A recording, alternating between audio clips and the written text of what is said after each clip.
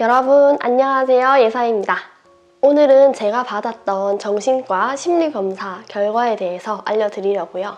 사실 제가 결과 설명을 되게 짧게 들었어요. 한 5분 정도?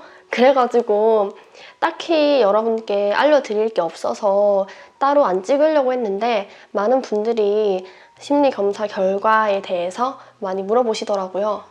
우선 심리검사는 4시간에서 4시간 반 정도 긴 시간 동안 진행이 되고요.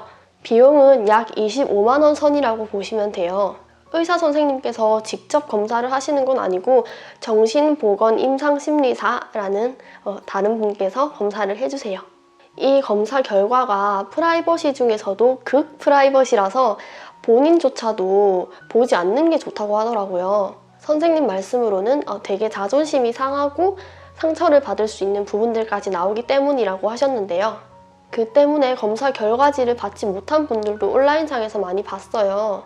저 같은 경우도 결과를 추상적으로 아주 간단하게 설명 들었을 뿐만 아니라 검사지를 안 준다고 하셨는데 제가 병원을 옮기게 되면서 달라고 2번이나 요청을 했어요. 그래가지고 검사지를 받았습니다.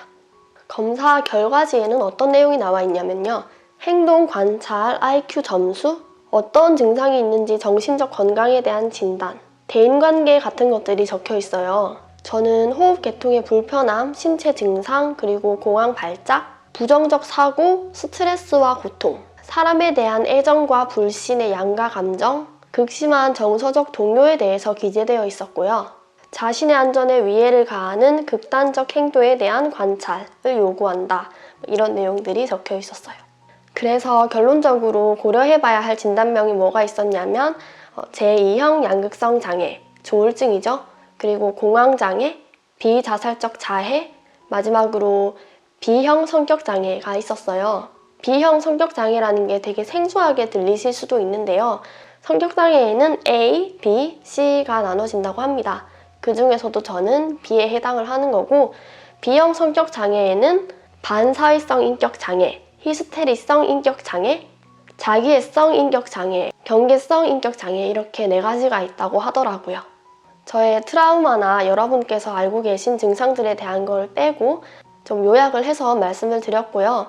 사실 저는 이걸 본다고 해서 기분이 상한다거나 상처를 받진 않았어요. 선생님께서 겁을 많이 주셨는데 생각보다 별거 없네? 라는 생각을 했고, 그리고 제가 해석하지 못하는 그런 영어 전문 용어들도 있어가지고 그냥 가벼운 마음으로 봤습니다. 근데 나한테 이런 게 있었어? 이러면서 은근히 신경 쓰이는 부분이 있기는 하더라고요.